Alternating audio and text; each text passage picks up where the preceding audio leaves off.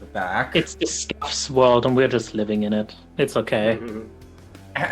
Let's try that again. Ooh!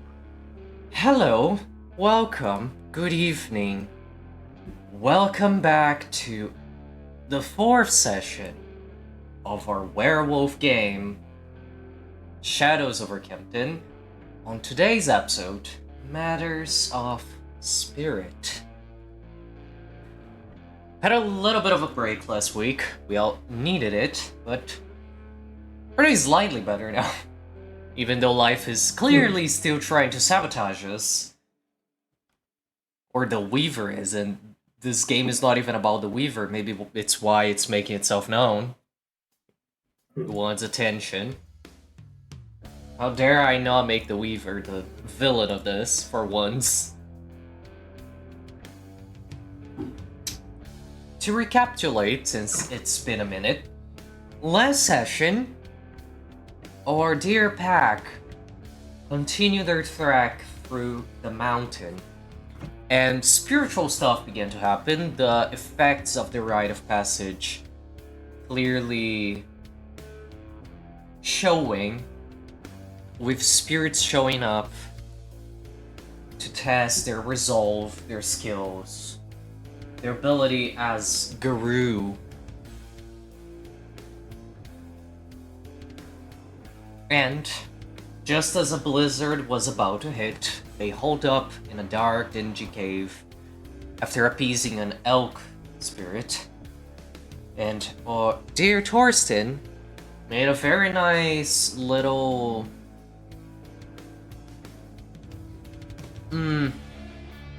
cardboard, well, wooden palace, I guess, because it was made out of wood, but, you know, little scrap palace that's very neat on the inside, very cozy, actually. And they all had a very peaceful rest. Uneventful, protected from the cold, dry, happy. As happy as they can be under those circumstances, anyway. And after spending some of their last moments of the night listening to an incredible story by your resident Galliard, and then spending some time among themselves, though that happened off-screen, they all slumbered, safe from the elements, ready to face another day the next day, or whatever else the spirits have prepared for them.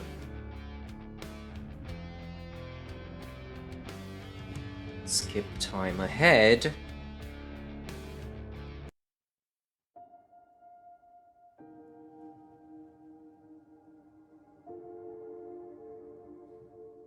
So, picking up where we left off. You all wake up, still within Torsten's little shelter. Well, not so little inside. The elk spirit's gone by the time you wake up. No signs of it. I believe everyone slept in their breed forms. Yeah. Mm-hmm. But Indeed. as far as you're concerned, you still have time. Technically, this shelter lasts for 2 days, so it's not going to crumble away too soon. But let's have some time as you wake up. You assume at the dawn of morning. There isn't exactly a window to see outside, so unless someone has a watch, which I think none of you do, you assume it's early morning. Right now, I leave the scene up to you. If there's anything you want to discuss among yourselves or do before you set off, the stage is yours.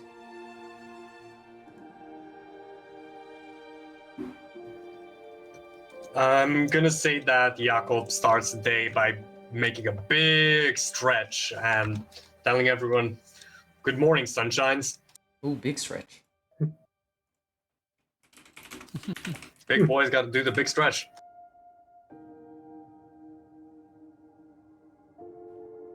He'll look around, trying to like gather his bearings and try to see how everyone else is doing. Kind of just like, keeping an eye out for everyone. Rota is probably awake a little bit before everybody, and is journaling, talking about her experience, telling the story to the elk last night, and reflecting on it. And she'd probably set out the remainder of her tea for everybody that morning. I just realized the PNGs are not flashing, but that doesn't matter. Oh, it's back.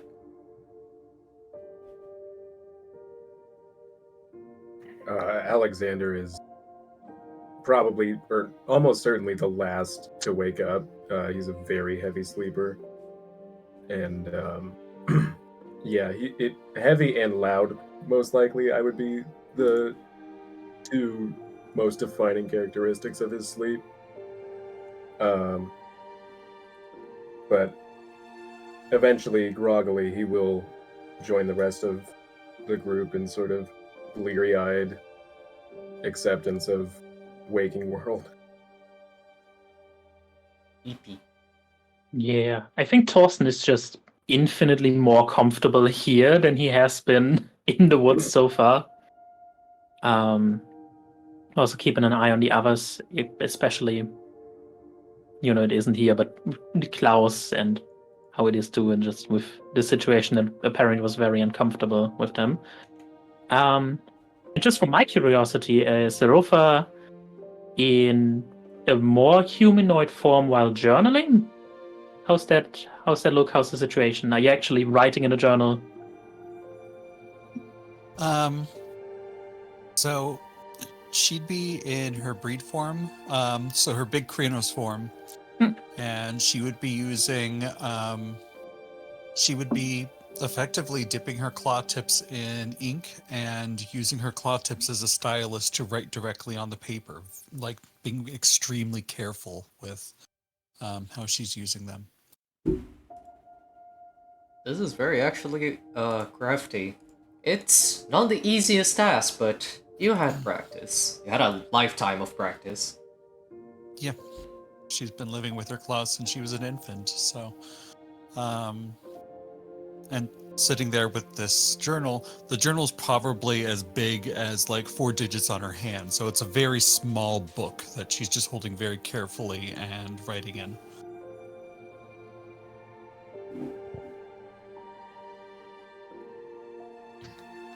I want to say I love the mental picture of Rolta passing around like little cups of tea to everyone with her fuck off huge Krynos claws. Yes. Absolutely. Apparently everything seems incredibly small in the huge Kranos claws. Just a tiny book, tiny little teak. And Rotha is like the usual Krynos. You're bigger than that. It's even smaller in your and Jakob's hand, because both of you are comically large. Yeah, Rota, I have to do some quick head math. Oh.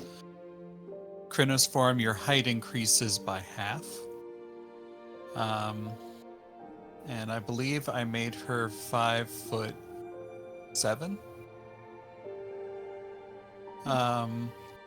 So 2.5 feet plus, let's say 4 inches. I'm not good with maths. Yeah, me neither, but Sorry, my brain assume... checked out when the numbers were put in front of me. So what's the math? How dare you say numbers? 5'7" plus 2'4" or 2'10". 2'10". Okay, so that's 3. Okay, so that's 5 feet plus 3. 3'2", so that's 8'2". Hang on. Lord's I mean, friend.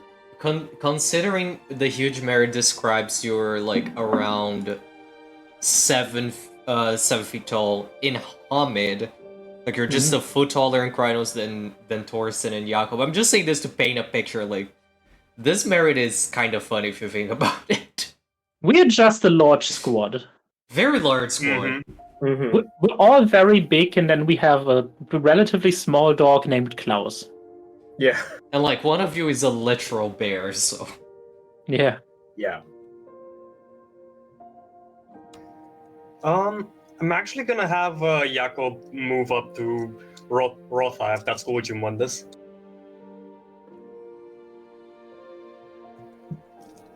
Like he is going to ask, doing some journaling.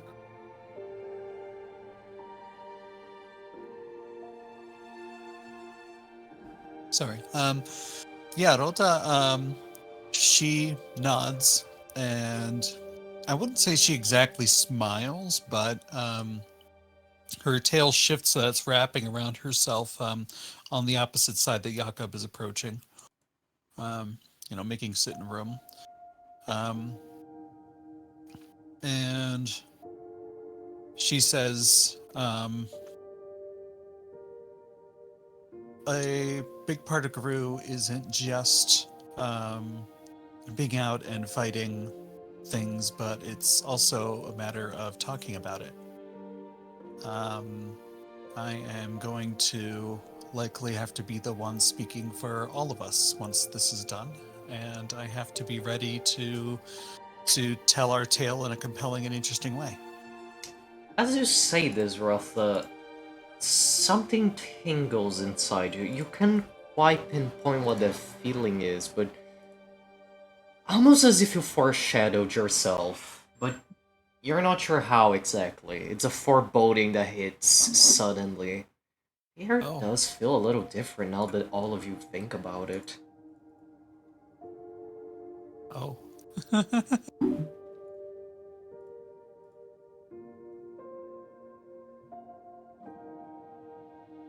Oh my.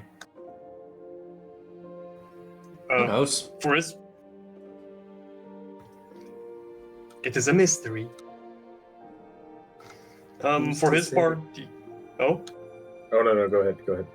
Alright. For his part, Jakob's just going to like sit next to Rotha. Also kind of like angled so he's not really peeking into the chronicle she's keeping. He is gonna say, well, if the story last night's anything to go off of, I think you'll do just fine.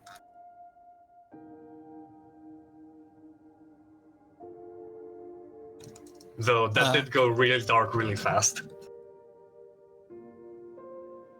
She smiles and she says, every story comes with it a lesson of greater impart. Although those that realize the lesson aren't always the subject matter in the story itself. I believe that this is a reality for interacting with people in general. That, these things are seldom straightforward and simply ending, but are rather something that just continues unending.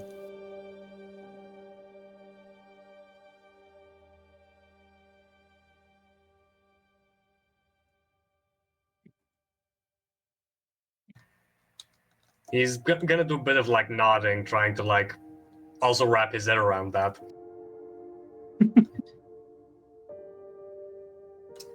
Like it's one thing to be the subject of a story where fucked up shit happens. It's another to hear about it. Interesting perspective. See about that. If you're close to the journal and looking at it, you can probably see that she's not writing it in a typical anglicized language, but is rather inscribing what look to be glyphs of some kind that look more like claw marks than letters. Are they like Garu glyphs or? Yeah.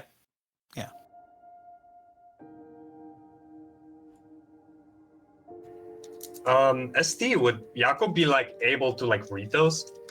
Let's see if you had time to learn that in the short period you stayed close to the Sept for education. Roll occult and intelligence. Okay. I do have a dot of occult, so let's go. That is not your best dice pool. It's not my worst one. No, I think it I- actually... I mean, unless I make you roll something you don't have, it's technically the lowest you can roll. I mean, I got the most successes I could get, I guess, so let's Also go. that Very interesting. nice. Maybe this session your luck is good. We'll see that in a minute. Oh my god. Yeah, Remembering all you of the- can understand some of it. Can absolutely make sense of that. You've been taught, and there's something about being a werewolf ever since you changed. There's something about those glyphs that are kinda almost instinctual in a sense. It just clicks in your brain. Not everything, but some of it.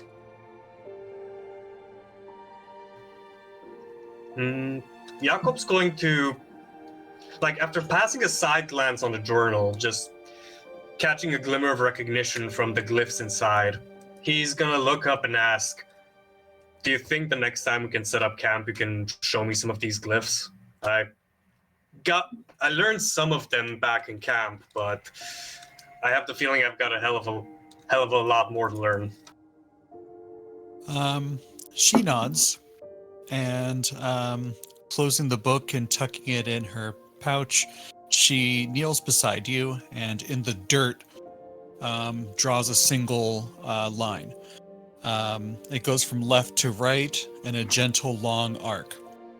And she says, this is the root of all glyphery.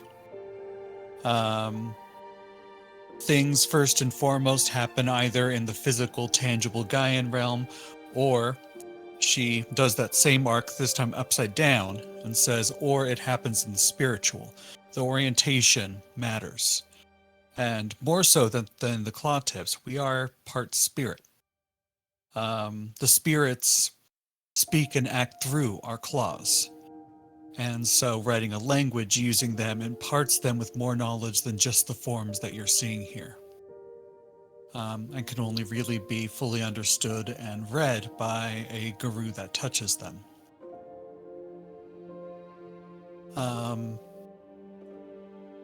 And if you have this form here, and she does the arc, it goes upwards, then downwards, left to right.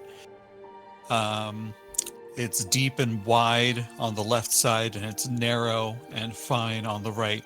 And she says, this is the sign of Gaia. You'll find that most things start with Gaia, which is intentional. And you can know by looking at glyphs whether it's speaking of the physical or the spiritual, by whether it is upright or upside down. And the culmination of both symbols, and she draws one arc that's upright, the Gaia symbol, and one that's upside down, superimposed on it, forming the shape of a bridge. She says, and this is the shape of the Umbra, from which all other spiritual glyphs stem from. Me trying to In the end- quickly grab the things so we can show In the visual end, rep. it's all about one's relation to the triad. The things that you're trying to convey. Is this course going to mess up this one? I hate teeth images. Jakob's gonna like listen, and by the end, he is just going to run just gently run his palm, because it's still like in human form, across the glyphs, kind of just like, and first getting a physical feel for them, just getting used to gently committing them to memory, I guess.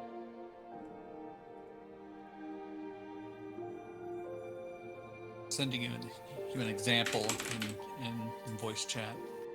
Oh, I'm already sending the the glyphs.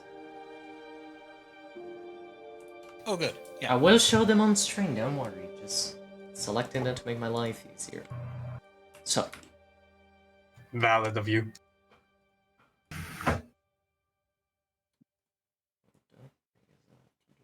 it's not gonna allow me to do that, right? If that is all right, Torsten would have probably kind of snuck over, just to also kind of get that lesson and hear what Rofa is saying, because it sounds important. Absolutely. So, for the stream, just to have some visual reference, this is the symbol for Gaia, the glyph for Gaia. Leave that on the side here. And It's huge. speaking of the Umbra, Gaia is big. Gaia is quite literally big. And this is the symbol for the Umbra.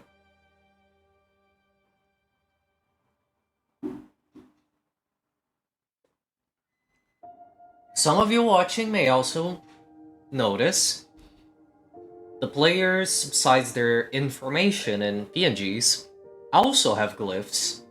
And I guess this is the perfect opportunity to have a bit of a lesson on glyphery, because it's one of my most favorite parts of Werewolf, and I love messing around with glyphs and making glyphs and making stuff for the game.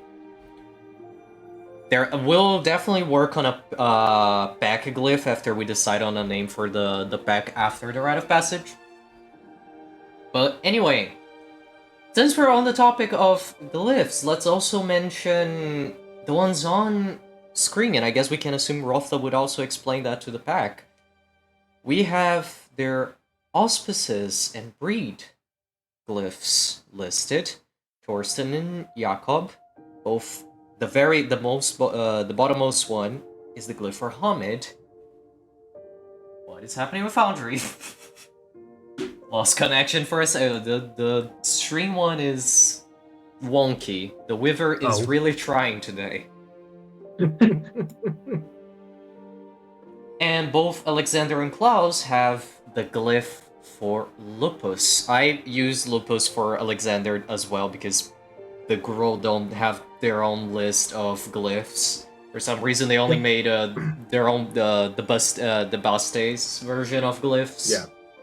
So I just What's had to especially use. Yeah, I don't know. What's especially weird is that the glyph for Garou is just the Hamid glyph with the Lupus glyph. Yeah, I mean, I guess I don't know. I don't know. And Artha has the Krynos born one, as well as their auspices. Torsten as the Regabosh, Alexander as, well, technically the Tierge, although it works in the same way, but it also doesn't in the Gruul, because it is and it isn't. Besides the point, Klaus has the Philodox one, Rotha has Galliard, and Jakob has Aurum. And of course, Alexander also has the glyph for Gruul, because he's a Gruul that doesn't change with the Rite of Passage or not. Yep. But for both Torsten and Jakob, I don't know if Viri decided whether or not Torsten speaks different languages other than German. You can decide that now if you want as well. He didn't really have the opportunity for higher education, so I don't think so. Yeah, so Jakob is the closest this pack has to a linguist in a sense, considering you speak, what, 3 languages? Yep. But even to Torsten, without the higher education, for the Hamids, the thing that is the most interesting about this, and it's what Rotha just explained, this is, it sounds to you at least, that this is a universal language. The glyphs don't change regardless of language and can be understood despite of whatever the native language of a Garou is. Even, you would know that even sign language changes from country to country, from language to language. Each language has its own version.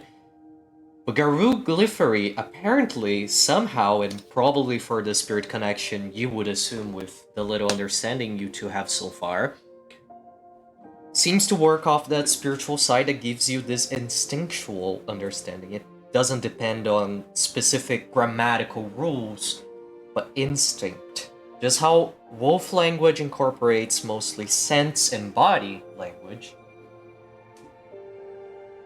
Glyphery seems to have something similar for your spiritual senses that help you much more easily understand it, regardless. I like that.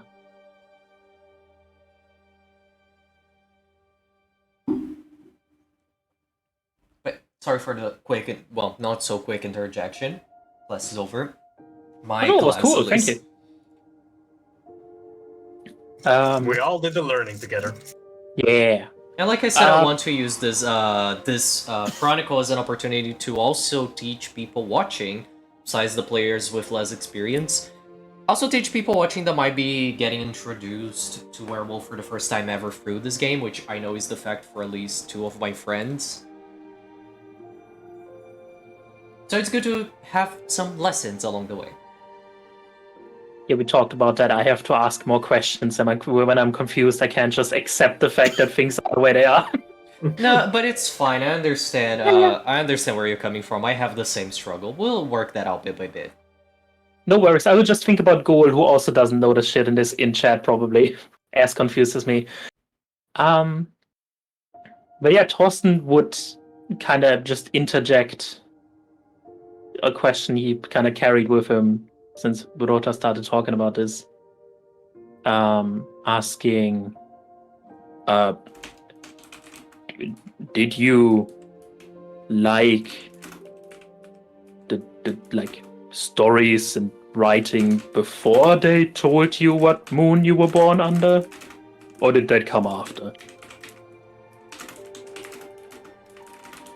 She smiles slightly.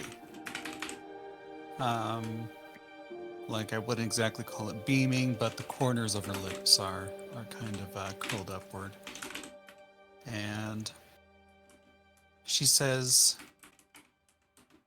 claws are inherently communicative. If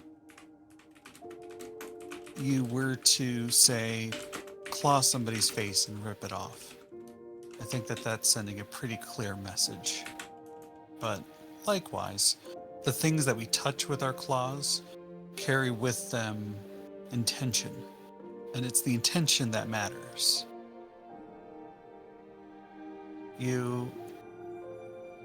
When you're born like me, she says, and she digs all 4 of her claws into the ground and drags them quickly towards herself, making 4 lines parallel to one another. She says that even from birth, you are communicating, and the spirits are imbuing everything you say with your claws. In this case, the word that everybody learns the first time as a Garou is the word rage, she says, pointing at the 4 lines. She says,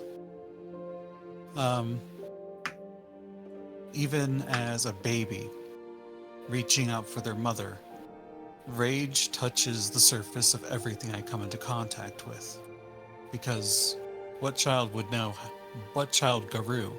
would know how to be gentle with claws that they have not yet learned to use?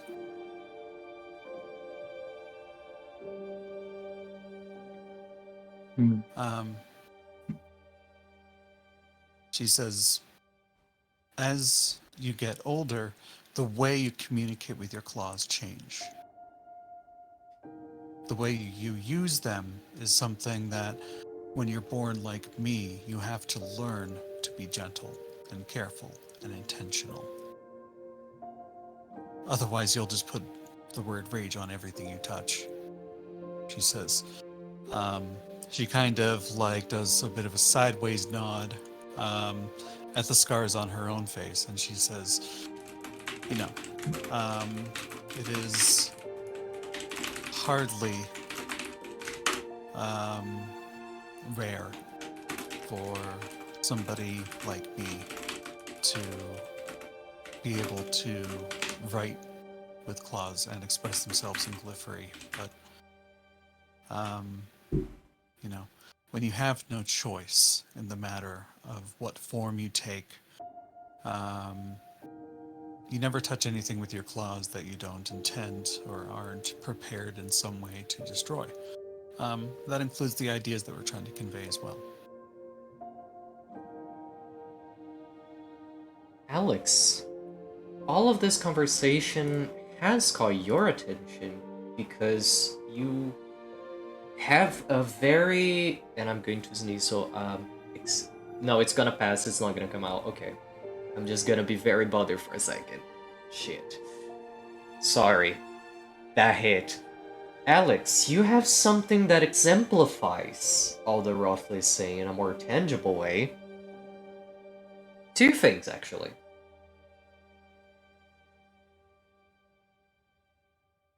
Technically, Klaus has to, but Klaus is not here yet, but Morag is coming.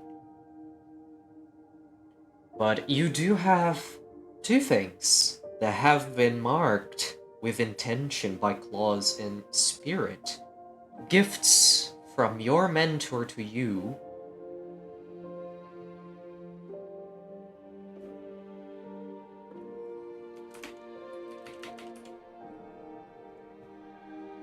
Let me see if they... I don't remember if the book mentions which glyphs are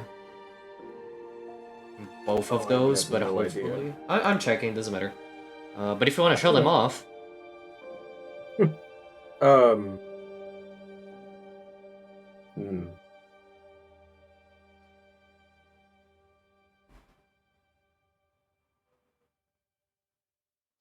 and they're in the same page. Look at that. Wow. I can't tell if it's my brain also being semi-catatonic. It's the talismans. Yes. No, I know what you're talking about. The thing that is sticky is me trying to figure out how he would want to show them off. Oh yeah. No, that's fine. Technically, the book is very vague about... Well, to be fair, no talisman needs to have very specific ones, even though some of them have specific examples. As long as there's something representing the concept.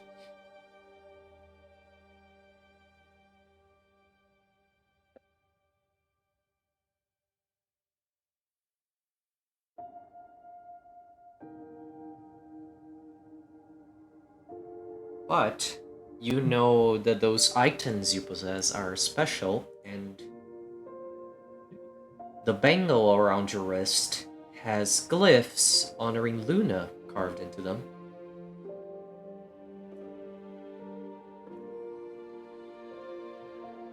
And you sort of understood what your mentor explained. It seems there's also the power of a spirit of the night, or the power of the night as best as you understood it, into it, and the little golden earring on one of your ears has very small, delicately carved glyphs onto it, referring to story and truth and all of that.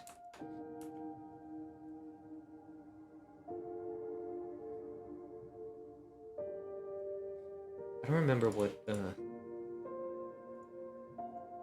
Klaus had. Farson almost nearly had a talisman that hopefully comes around later, because that one is very cool. Apologies. You know. Oh, hello. Welcome. You're very low right now. Yeah, that's because I don't have my microphone set up. No worries, take your time. So far we're just still in the shelter, just talking. So it's fine. Okay.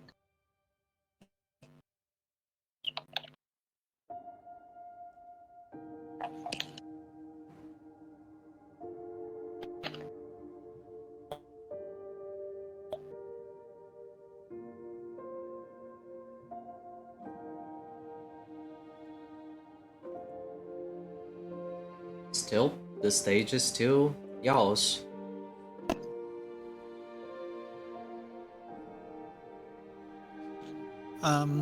If nobody makes other questions or comments, Roto's probably gonna wrap up her writing and is gonna put her book away before looking around and sniffing around her packmates to see if everybody is ready to go. I can say the Claus is just waking up, doing the big stretch, yawning, like, oh. Yeah. So is this the morning? Apparently. They don't have Yeah. windows, but you assume so. It feels like a morning. We woke up. That's as morning as it gets. Yeah, it's as It, morning as it needs to be. vaguely has the vibe of a morning. You know, I think at least Thorsten doesn't have a lot of stuff to pack. The only thing he'd probably have to do before heading out would be change shape, which he will probably wait until the very last moment to do. Yeah, you can do it outside of the shelter. I think Jakob's just gonna like pipe up and say, let's make sure we gather all the stuff here. Wouldn't want to make the big young guy angry.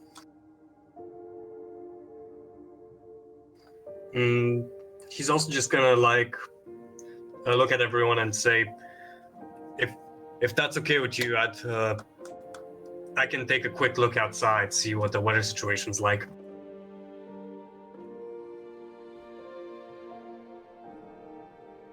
Oh, sure.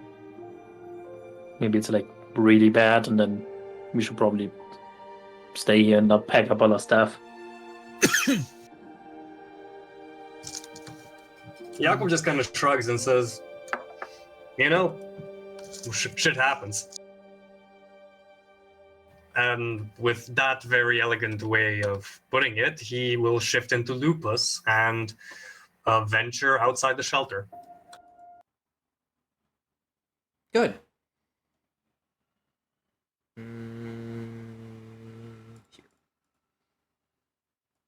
Once Rota is packed up, she will shift into Lupus, taking her time to do so, and will follow suit. So, you camped really close to the cave entrance. Except there isn't one. It's just wall.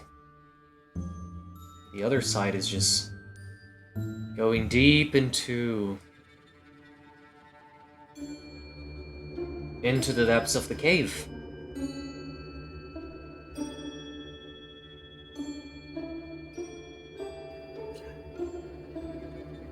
Okay.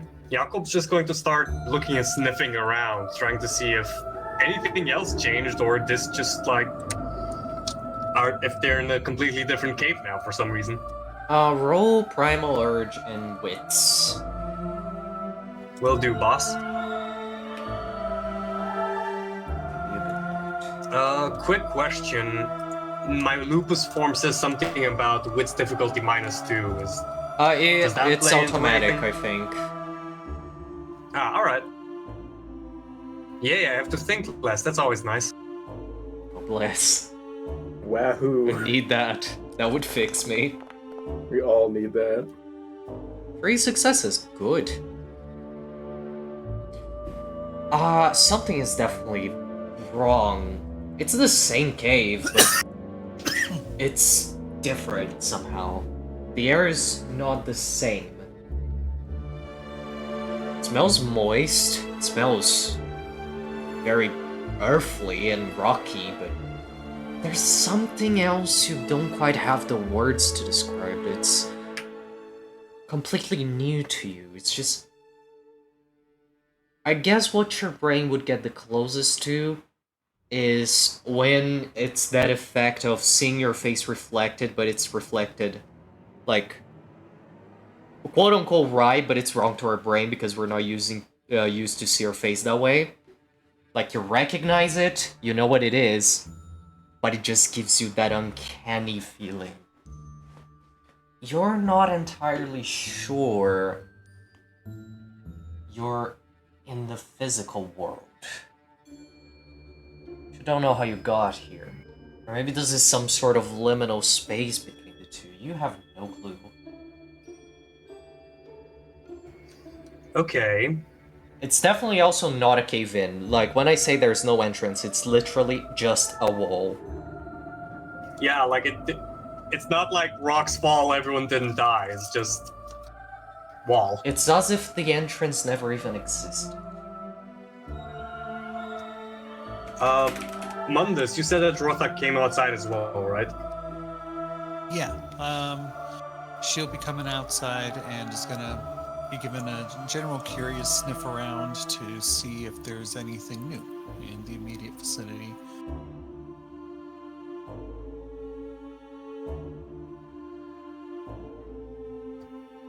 For his part, Jakob's just gonna claw into the soil of the rock of the cave, and drawing like the curved lines that represent the Umbra in the physical world, and giving them like a quick like sniff. He's going to look at Rotha questioningly.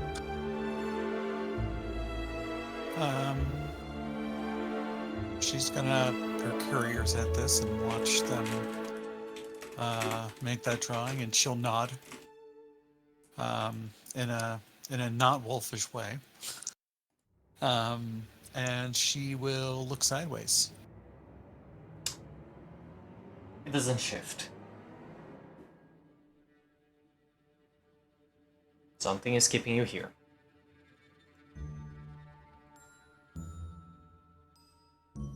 I'm unable to look into the Umbra.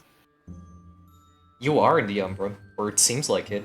But it doesn't matter, you can't see the other side. You are here, apparently. Whatever brought you here is keeping you here. Oh, okay. So we woke up in the Umbra. Apparently. Oh. Okay.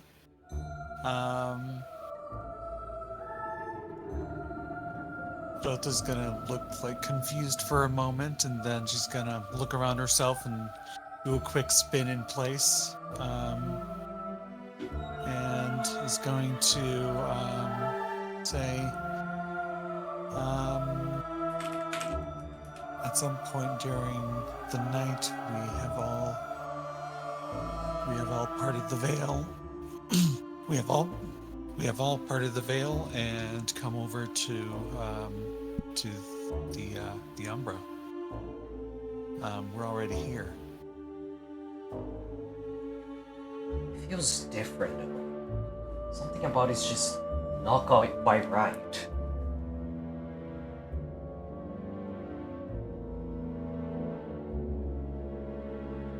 May I use my occult or my enigmas to try to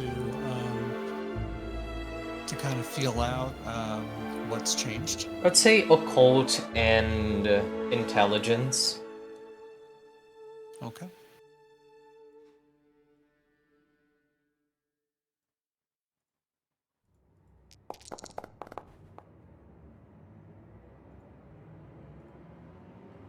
With all the rolls this session have been 3 successes. Interesting. I guess it's because we got a lesson on the triad. This really is the spiritual session, I guess. Anyway, you aren't sure the exact nature of what's happening. It's not something you've experienced before. Definitely not something that has been explained to you in detail by any older guru. But you're sure this is related to the Rite of Passage. You know spirits have been summoned to test you, to challenge you, and for you to prove your worth to, and if any patrons of any tribes are involved, they could have that power. Just pluck you out of where you were and just put you through some sort of abstract spiritual trial. At least That's your best hopeful guess. If it's not that, then something has trapped you and is going to hunt you down, so you probably prefer to believe this is part of the trial. The alternatives are not good. Lorota's gonna weigh her options on this, and then she's gonna say, it appears another trial has started, likely by the Sept.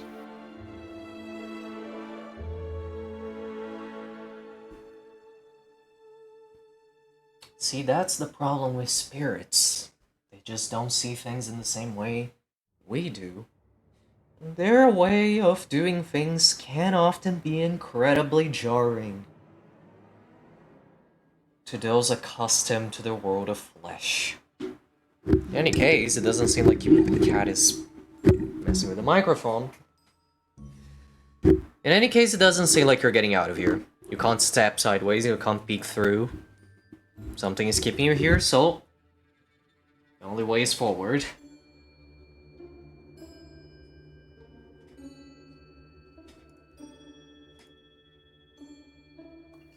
The two of us were having this conversation outside the wooden palace, right? Yeah. Up to you. Out in their doorway, whatever.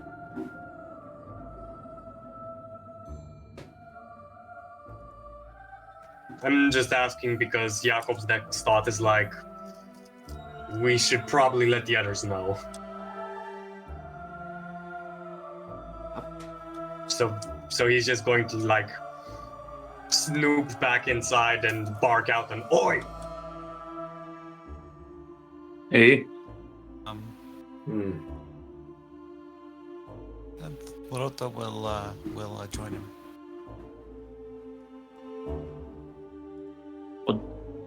How's the weather? A little bit moist with a side of cave. Oh. It appears that in our sleep we have been brought into the Umbra, likely by our mentors, to test us.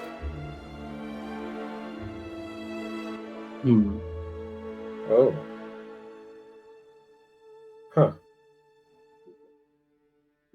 I recommend we pack up quickly and depart to meet this test, whatever it is.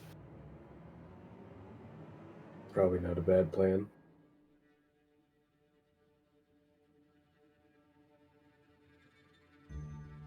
Y'all can see Jakob turning back into his hermit form and packing up all his belongings. Or what little he had around, anyway. Well, on the bright side, it doesn't seem like the blizzard is going to hurt you in here, so... Yeah, Thorsten also would like start packing stuff and be like, but is it like still cold outside? Or can I stay like this? Still cold. Okay. Not that level of cold, no. Oh. As chilly as any Okay, cave is, but... Sorry, I fully assumed Rofa would just be like, oh no, please turn into a wolf. You gotta done this. I thought it was a deliberate lie. What are you doing in that disgusting form? Shift that right now.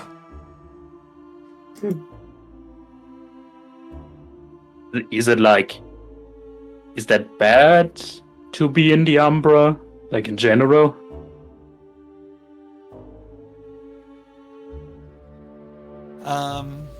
No, of course not. We are part spirit. However, typically a person enters the Umbra when they decide to. And in this case, something has brought us to the Umbra. And so either it's a test by our mentors who are capable of doing that, or it means other things that are probably above what we're capable of facing on our own. and I'd rather not think about that. So I'm just going to assume that that this is a test and that we need to face it. Okay, so we're either like really, really safe because they're watching over us, or we're like really, really unsafe right now. Yes, we're either Okay. not safe or we are safe. Okay.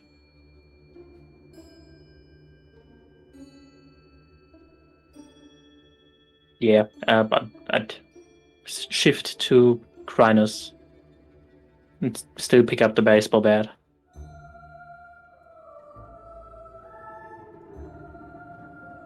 And let's go. Wherever.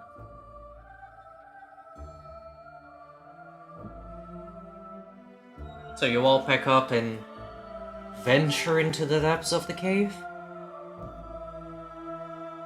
Is anyone going Seems to be the only way. Any last actions or things to say before you do? Um. Let me take a look at my rights real quick. I have an What's your my is that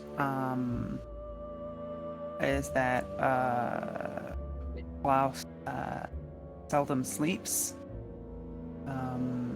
and in my nightly vigil, although I definitely would have pretended to be asleep when people were kind of waking up, and during the night, would I have noticed anything in particular? Could I Nope. roll like occult or primal urge or something? There is absolutely no point in your memory where things visibly change. You don't know if the whole thing shifted, if something made you sleep for a second, and it was done by the time you woke up. A big problem was probably also that we were inside a house and the outside shifted. Yeah. I Also didn't that. build windows. I'm sorry. Next time I'll build windows. Okay. Caves usually don't have windows. I think Klaus is more comfortable without windows. Okay. It's likely at some point this morning, Rota would have performed a Rite of Still Waters. That just sounds like you went for a piss in the morning. What does that mean if I'm allowed to ask? That is... Yeah. What Gotta go people for my would Rite have of Still seen Waters, is guys.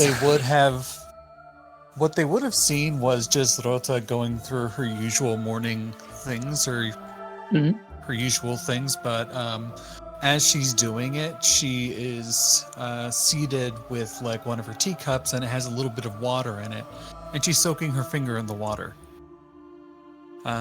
while she's fussing about and doing things. And as long as it's performed daily, she gains a +1 difficulty to frenzy. Yep, that's fine. Okay. If that is cool and a thing I can do basically in preparation, because I'm not sure, but I think so. I would just like to do my Apecraft's blessing thing. That might come in handy. Absolutely. Yeah, just in case I have to bonk something with a baseball bat. Yeah, that's probably a good idea. Nice. And who knows, might have other things you could do. Why is that difficulty 7? Oh yeah, because the that's base, what the yeah. Because that's what it is. Some gifts have fixed difficulty. It's always that difficulty. Other gifts have variable difficulty. Is that a thing that I could use a specialty on? As this is me preparing to use a metal baseball bat that I crafted myself.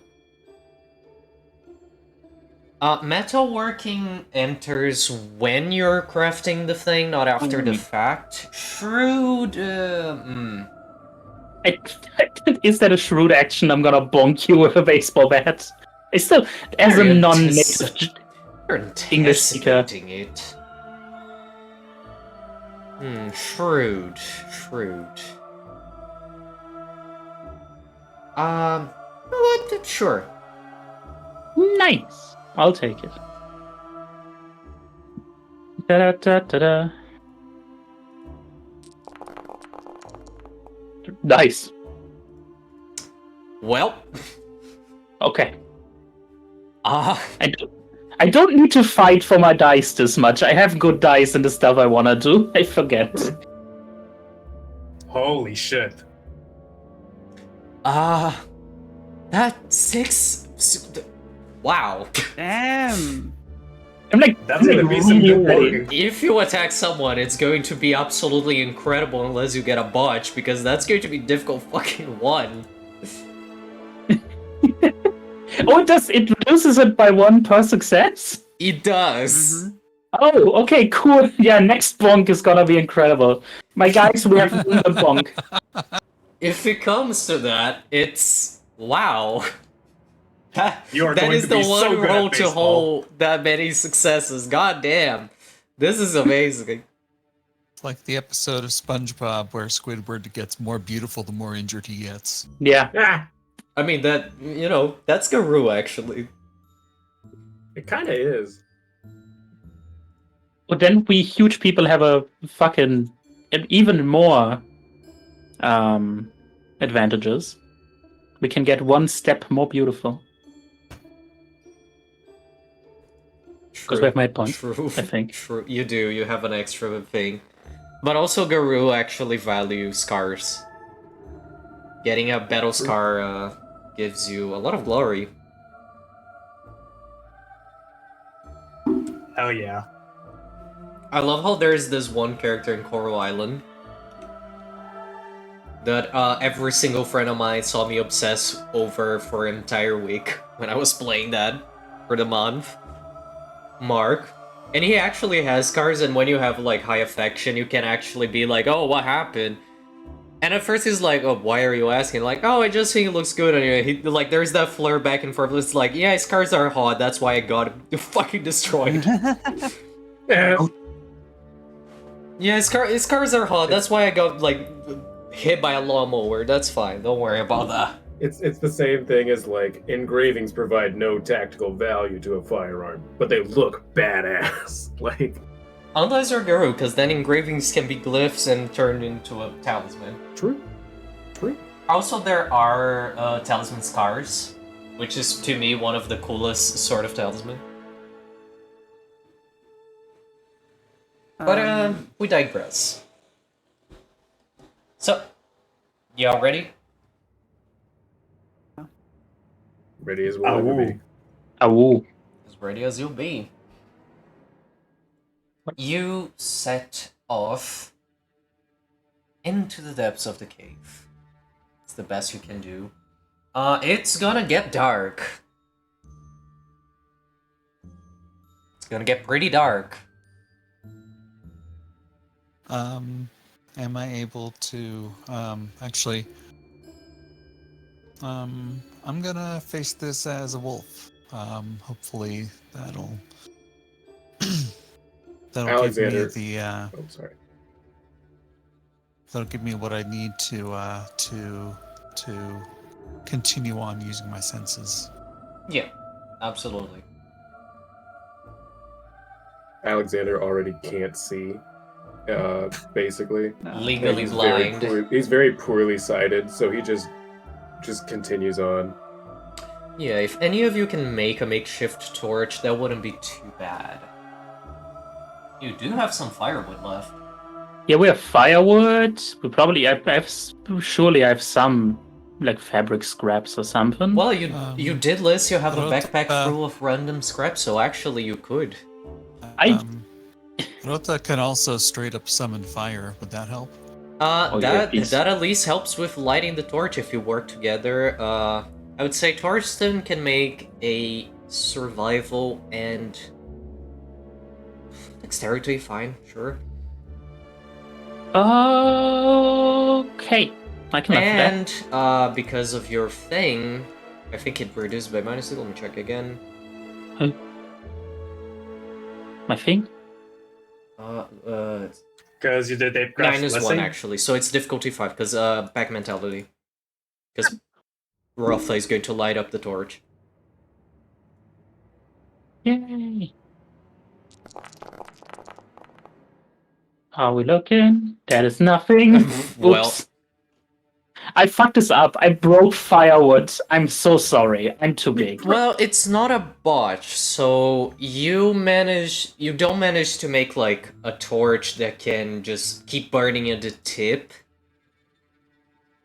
But you can still just light the firewood. It is going to burn through. You probably have like, if you're lucky, 10 minutes until you have to throw that away and try again. Because you can still burn fire, so... But it's not a proper torch that is going to keep... It is... I'm at this point thinking, like, would it just be smarter to follow Rodolfo's smell? Oh yeah, there's also... Okay, I was just Yeah. checking because I didn't remember if Create Element was just a expenditure. It's both, so Rodolfo still has to roll for that anyway. Oh god, please blast us with fire. I mean, if all Ruin fails, you us. can try again, but... It gets harder Yeah. the more you try. My first sexy scar, please. Oh, wait. No. You forgot to lower the difficulty. But I don't Did think I? that changes anything because you had 3 ones. No, never mind, it doesn't matter. They it cancels perfectly. It still cancels out perfectly, god damn it. For a second I thought there was still hope. And Rafa now cast Fireball on me. I got 1 success. That's one cubic foot of fire. Do you need to release... Well, but you are in wolf form, so... Well, you can still light the firewood and use that for a while. It's, like I said, you probably have a few minutes until you have to toss that and try again with a torch. But for now, it works. Technically, you don't even need to use the gift again because you can just transfer the fire before it burns out. I'm really sorry for the point of gnosis. Torsten will give this a good 5 seconds of staring at Klaus and how uncomfortable it gets around this fire. Yeah, definitely, like, backing away as far as possible. I think Even that if it means going further into the dark of the cave. for Klaus's sake, Yeah. Alexander makes a point to like get in between, just like something as a barrier. A barrier. Nice. Probably following from Well, behind. that is fine. I don't know if it helps or cause if we as packmates are scared of each other. Mind you, even if everyone turns into a wolf, navigating this will not be easy. It's mostly by sand because there is no natural light. This is a fully enclosed cave. Wolves have, canines in general have better night vision, but that doesn't mean they can see in complete pitch black darkness. Especially when you're not even in the material world. And also, Alex is legally blind. So this is our one option. We will take it then. You can try to navigate through sand alone, but if something jumps on you, it's not going to be fun.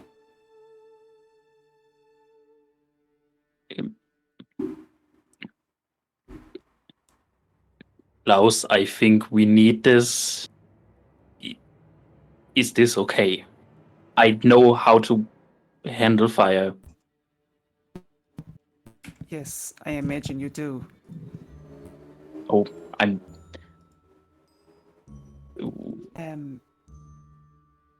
I will just follow behind.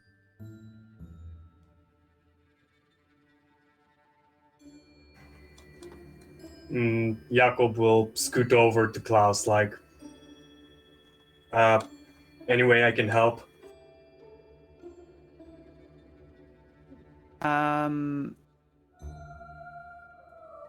Klaus is Yeah, probably for the first time, definitely seeing that, like, you know, before when, like, fucking around the snow, it was like, we need to get going, that kind of thing, but it was not necessarily,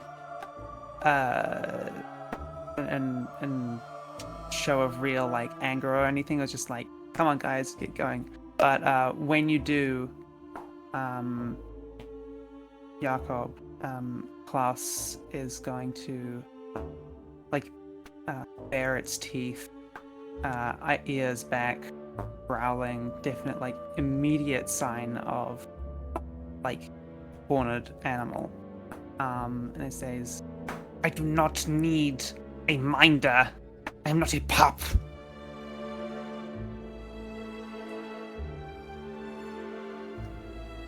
Jakob's just gonna like take a step back and like give Klaus like a respectful nod.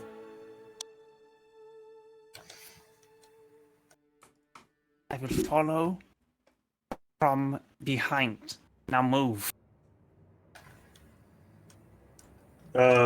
He's gonna say, okay, then I can see if I can take the front.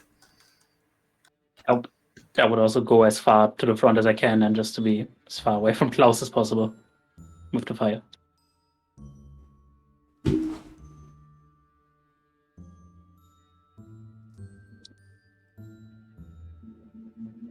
Alright.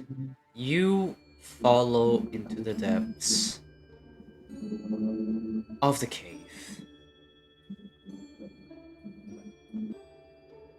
For a while, it's just a long, long, long corridor of nothing but rocks.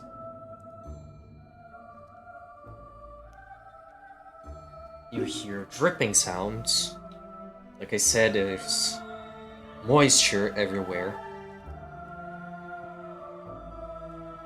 It is the main scent that you can pick up on.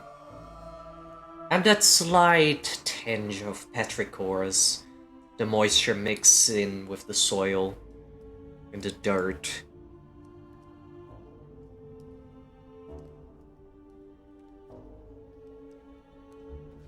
This cave thing is very low, but it doesn't matter.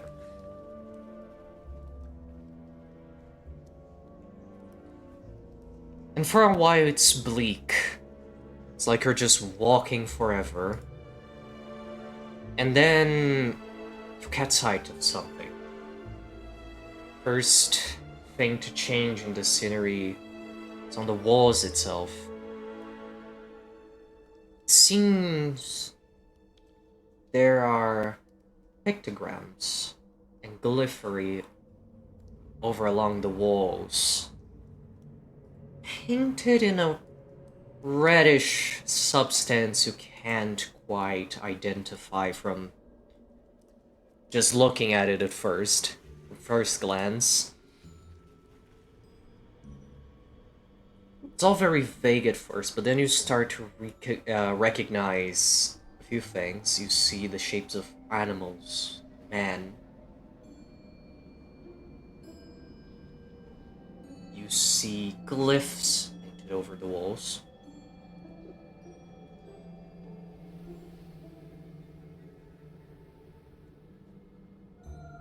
Rotha, make an occult and intelligence check. Can we take a quick break? Absolutely. That was gonna wait a bit longer, but we can make it now. It's fine. Okay. Thank you. Cool. So, to all watching us, we're gonna take our quick break right now, or 10-minute break, which supposedly, I can set the timer for. Would you look at that? New Foundry things. I hate that it stops my music. It's probably a configuration for that, but I don't know. So yeah, it paused it for a moment, but I'm hearing it again. Yeah. Oh yeah, no, I Same here. manually restarted. Probably something to tweak in the configs. But anyway, we'll take our break. See everyone in a bit.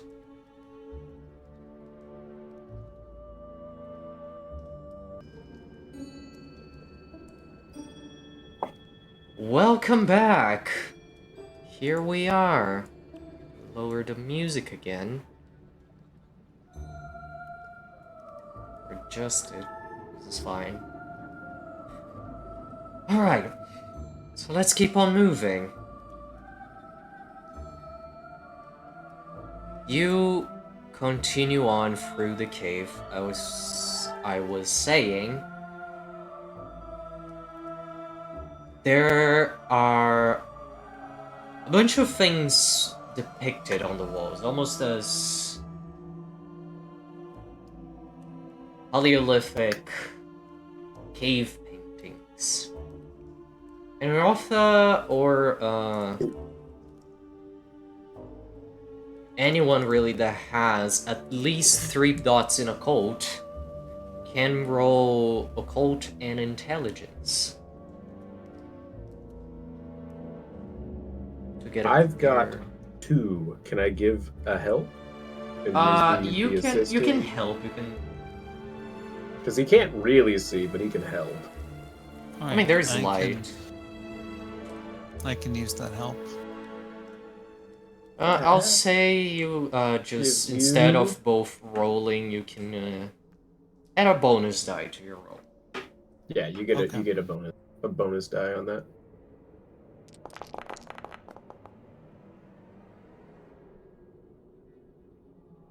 Hell yeah. 3 successes.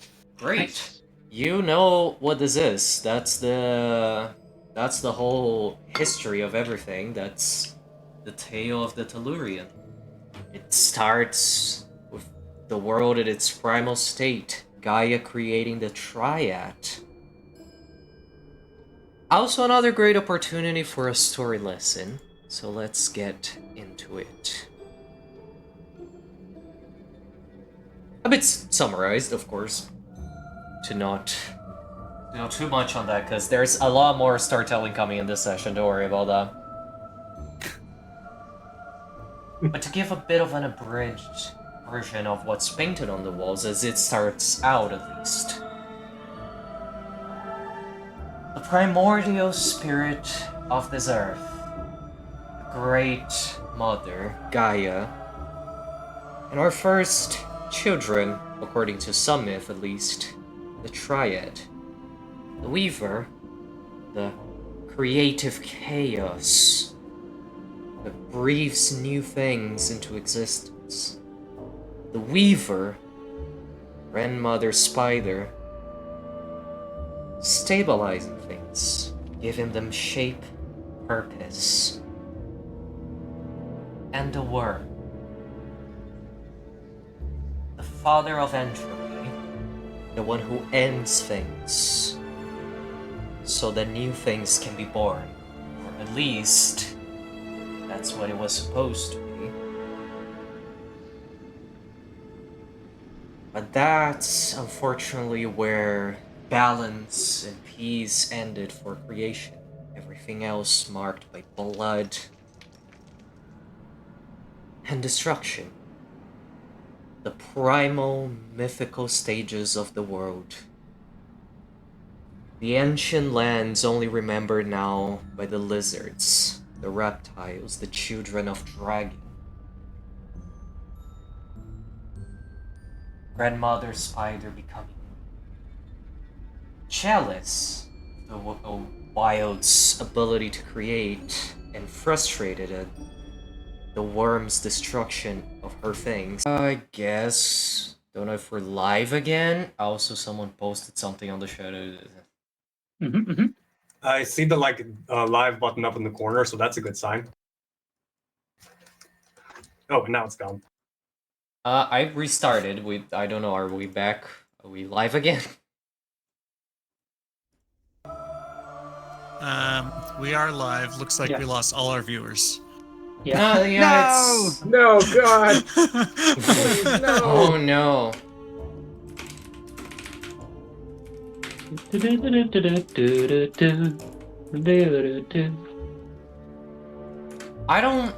I'm not sure what happened. That ever happened before.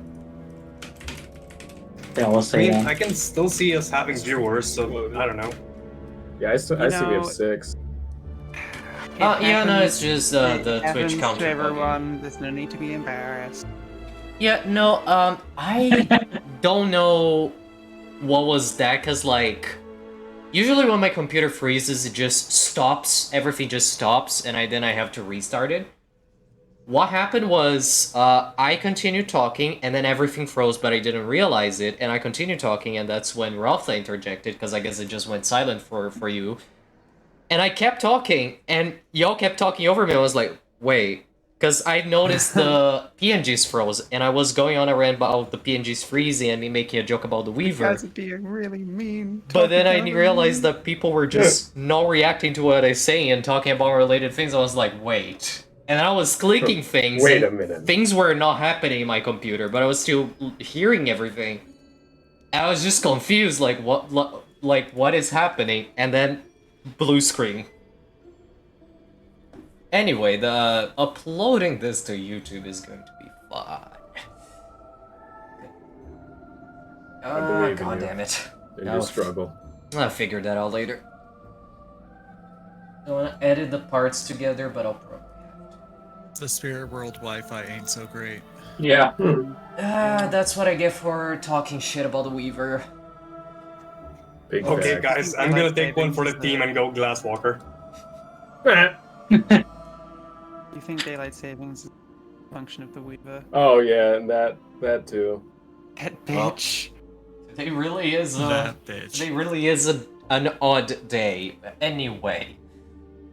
So moving on, I guess. Many different versions to the story, yes. What matters the most for what we're doing here and now for your little Rite of Passage is when it comes down to the Impersium. The time where humanity began to grow a little bit too much, and not only the werewolves, but really all the folk, all the children of Gaia, all its shapeshifters. Most of them decided to cool humanity's growth. Some argue this may have eliminated the weak and inadvertently made humanity stronger, but there is a lot of debate on that. I think Lee Cat is roboting again. Oh, am I? The fuck No, I think is- my that might end. be on your Not end. for me. It's fine for me. Okay, I Same. guess we'll have to do the rite of contrition, because I guess I offended the Weaver at some point. Because what the I can roll fuck? that.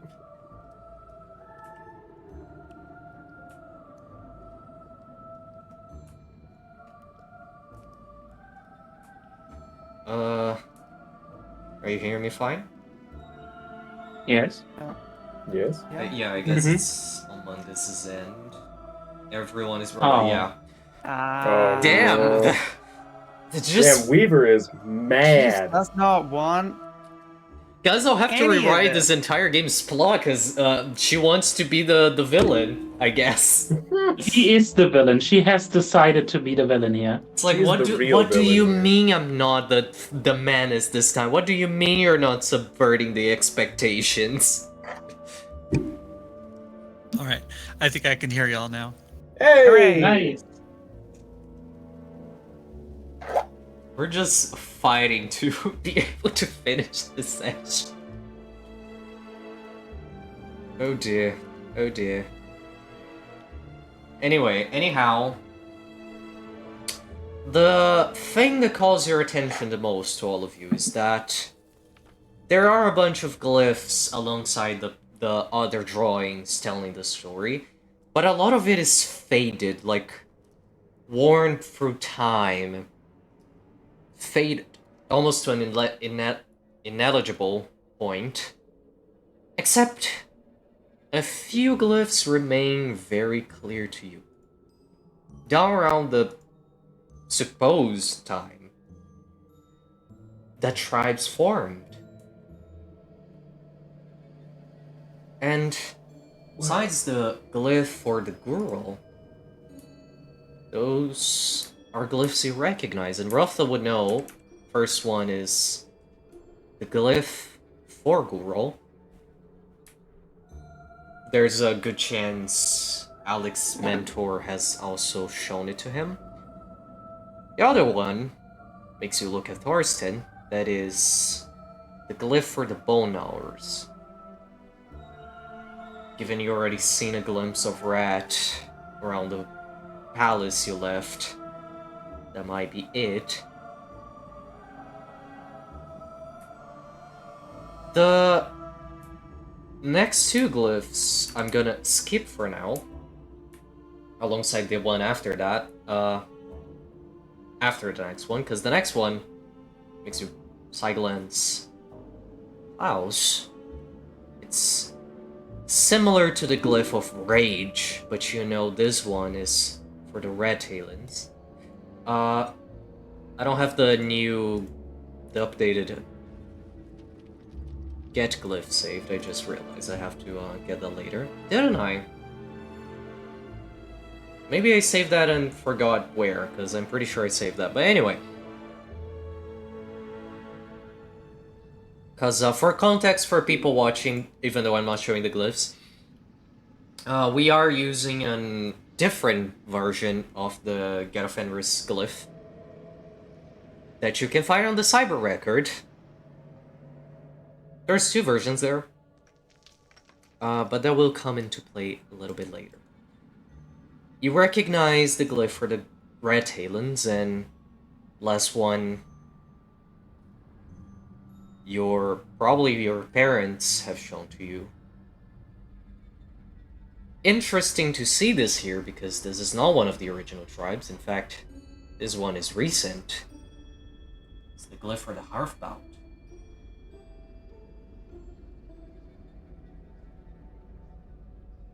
And this gets you thinking, because you can match each of those to one of you, but there are three standing out. The glyph for the Sky Singers, the glyph for the Get, and the one for the Silent Striders. Yes, this one. This is the one you're using. Thank you. And the only odd one out among you is Jakob. And through context, you think these three tribes might be fighting over him. Apparently he has three patrons willing to take him in. This is interesting.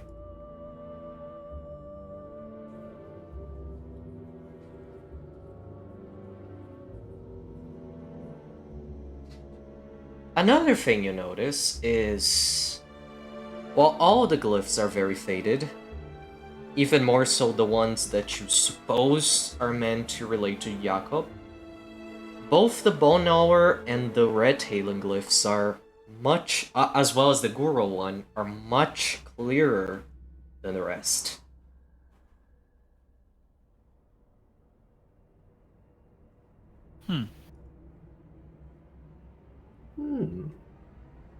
Am I able to impart any knowledge from the arrangement of these particular glyphs to try to discern some kind of meaning? That's an Enigmas, bro. Okay. And Resolve, really. Insightful does apply. And anyone who wants to can help, so long you have a dot in Enigmas. Let me see. Jakob does have a dot of Enigmas. Okay. Can help or can roll themselves? Technically... Help. So, let me just clarify something rules-wise, because I did change something on the fly. Technically, in Werewolf, in the 20th edition, helping means everyone rolls and add up their successes. I don't think that's always the most appropriate, which is why I just prefer to add bonuses to the one who's leading it. And I will say that this is how we're gonna do this one as well, because otherwise, like, it's a lot. So... Sure. Rotha will roll, because I guess Rotha also has the highest Enigmas. Oh, okay. Uh, Oh, we're actually tied on enigmas.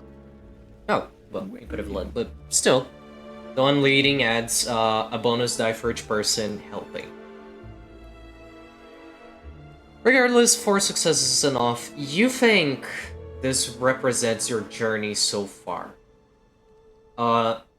Alexander doesn't really have to prove himself as a guru. He is guru. Guru don't usually go through rites of passage. They are just mentored for a period and then go off on their own.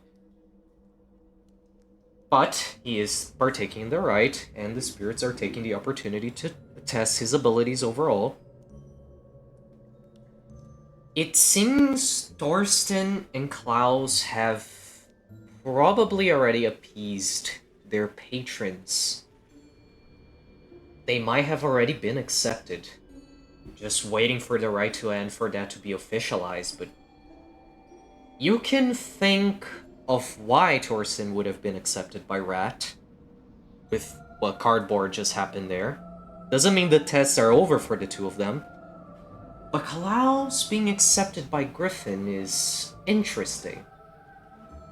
You don't think there was any test or action that would done by Klaus during this entire hike that would have specifically spoken to Griffin? That might mean that had already been decided. Maybe Klaus did something before the fact. And as for the others, it's pretty clear. There are different patrons vying for Jakob, and either he's gonna have to choose or he's gonna have to be able to prove himself to one of them. You don't know how much of this 3 glyphs means they already chosen him and it's a matter of him choosing, or they're just giving an opportunity that he's gonna have to be able to pass. That much is not clear. You don't have enough information to that. And yours, it's pretty clear Shentar still has a test for you. Whenever that's coming.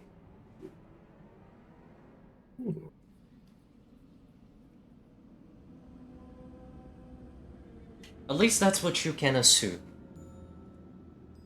Mm-hmm.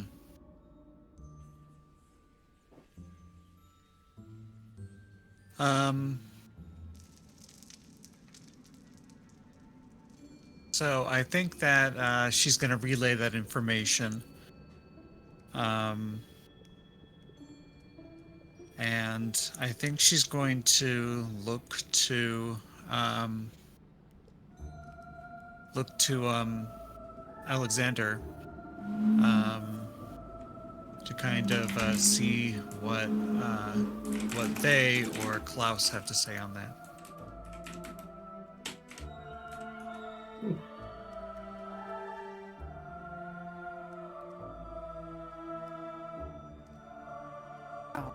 Waiting for Alexander. I was waiting for you also, but Oh, lol. I'll go. Alexander listening in, at first is a little bit, not necessarily disappointed, but curious as to why a certain patron might not be interested in him, because everybody else seems to have one. But then being relayed that just by being who he is, he's proven himself, gives him a sort of like... That's something Rotha could clarify. You do have... Bear is the patron and mother of all bears. Ah. I see. But even still, that sort of idea that just by being himself and being genuine to himself is proof enough of his identity as a Gurul sort of gives him not necessarily peace, but just like closure in that question that he might have of, is he ready for the world that awaits him on the other side of this trial? And in a different sort of way solidifies his concept of what he might need to do to help the rest find their way.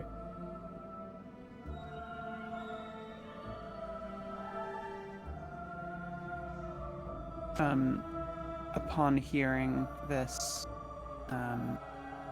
explanation and asking or sort of questing Rota, and I guess Klaus is kind of like quite like reasonably far back, just kind of seeing the reflective eyes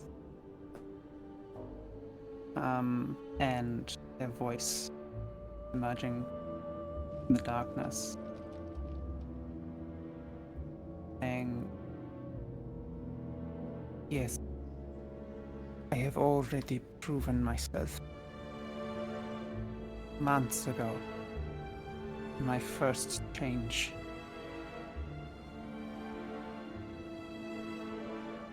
You ever wonder why my name is Klaus?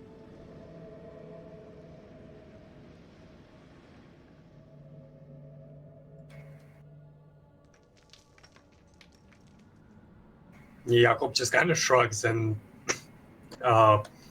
says, I just figured you liked the sound of it. Quite the opposite. I rather hate it, but I think it is fitting. A number of months ago, it was a beautiful day. The sun streaming across the soil. We emerged from our den. I was taking account of my pups, and there was one missing. In the night it had gone out from the den. It was a very curious one. Always it was curious. Always trying to break away from the pack before it heads. And today, that day was gone. I followed its scent, ran through the forest, and it was going to a place, a nasty place, a wrong place. It was a fake forest, once cut down and replanted by creatures who did not live there, who did not know what they were doing. All the trees were the same. Humans. I was always curious about them. And then I heard it scream. I heard my pup howling and screaming in pain, and I rushed towards it. You want to know what I heard? Yes. It was another voice. Alexander, I think you know. You can guess. What did I hear?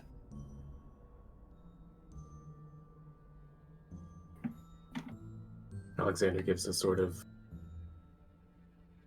mournful sigh, nods along. The sportsmen, the hunters, the trappers. A hunter. A sportsman. He was haunting it. Insulting my cub. My pup. So I burst from the undergrowth, and I changed. I grew large and terrifying, wild. And I crushed him beneath my paws.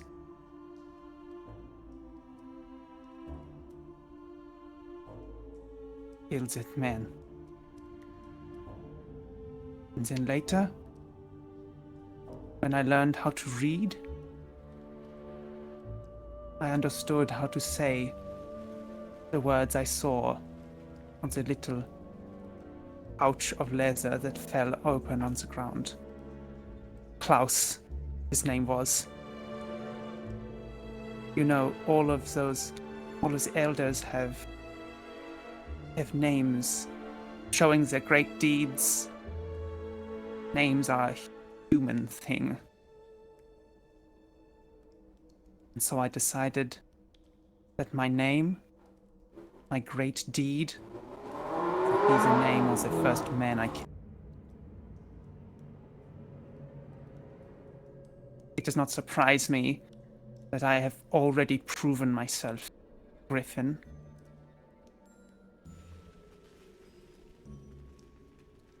I don't like humans. And they should be afraid of the first.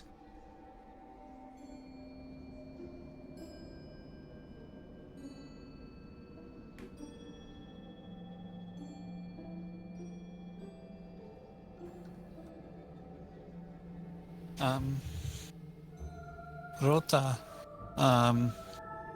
doesn't really react to this. She kind of responds as though she's heard this before.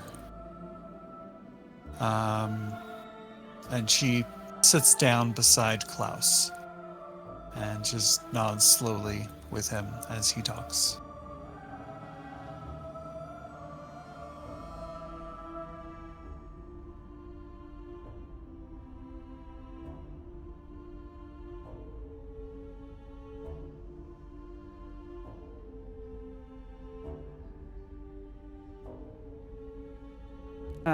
Rota is Klaus. If no one is speaking, is just going to stand like as tall as possible, defiantly. Probably leave bared slightly.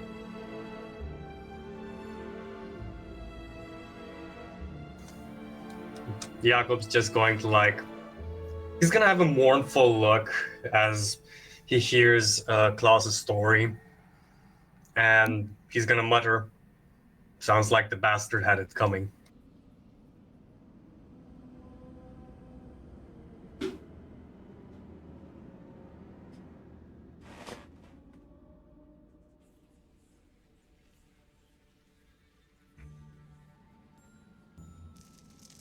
I think Klaus is more concerned with Torsten's reaction, because Torsten has made an effort to be accommodating, and Klaus has kind of tried to take him under its wing a little.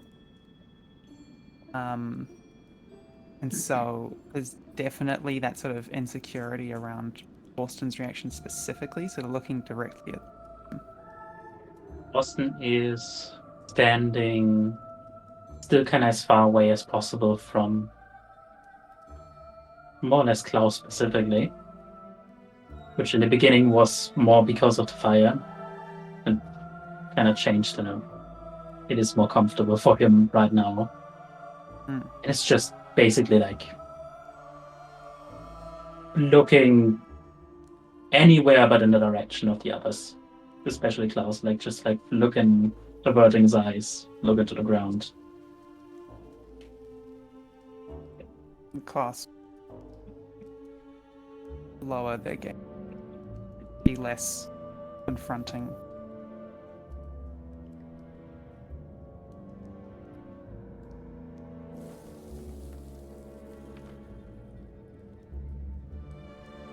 Hey.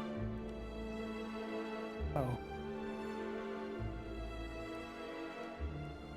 I wonder what tests await you, Rota Jakob.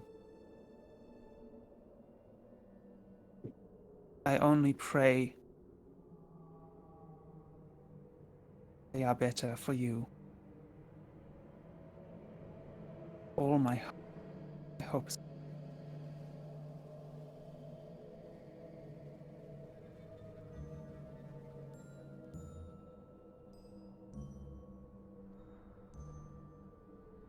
Alexander sort of pushes a little bit of weight against Klaus and says, I think that with you behind them, if you show as much passion and energy for their success as you did for your pup, they will do incredible things.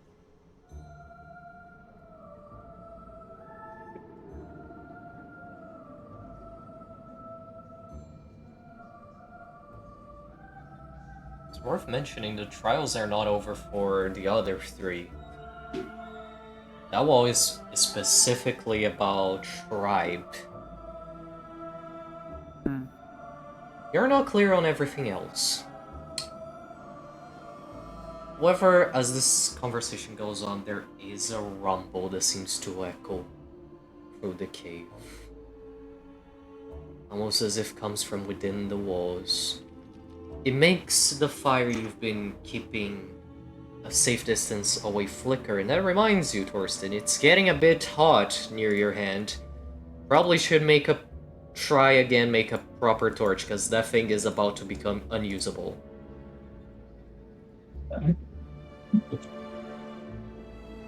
Yeah, I'll try again.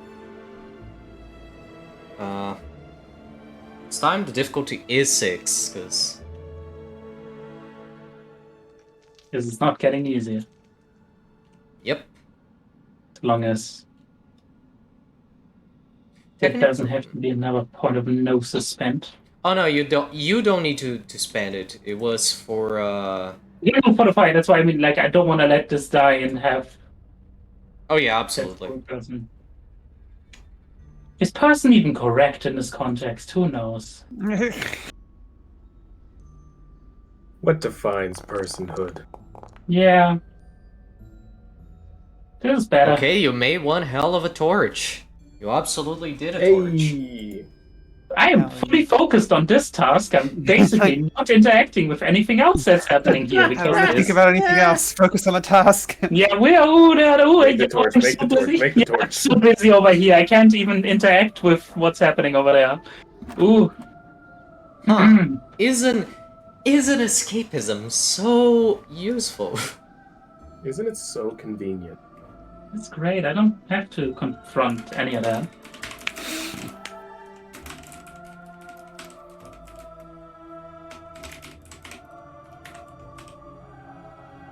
Yeah, that's not gonna get announced through, and Thorsten is shutting the fuck up.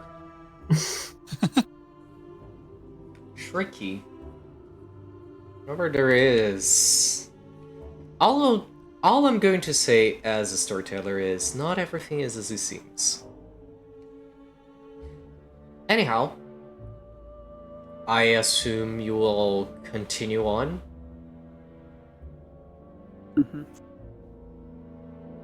Yeah. Yeah. It goes uneventful and eerily boring for a while. But soon enough you start hearing... not exactly whispering, but chattering in the distance. It's low, it's hard to make out any words, even with enhanced wolf ears.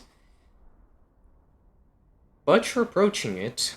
Unfortunately, not a lot of room to hide or maneuver in a straight, narrow corridor of cave.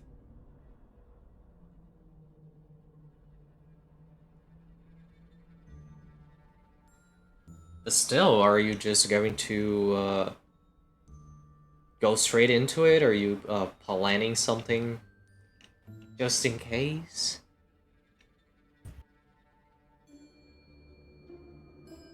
Oh, I have something that I might do. I think I know why. Remembering what Klaus had imparted onto him in a previous conversation that happened off screen.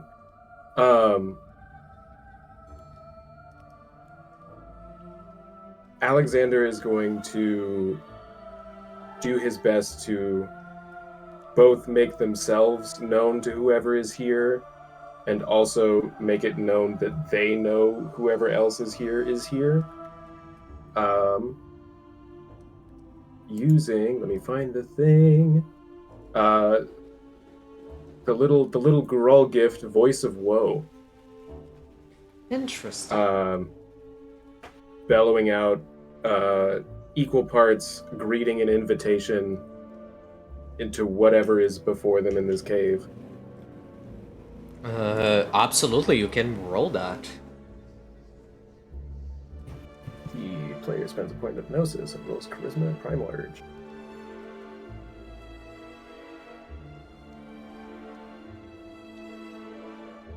By the way, this was... At this point, Rotha absolutely has recovered a point of willpower because the Galliard is absolutely Galliarding the hell out of this. Sweet. True facts.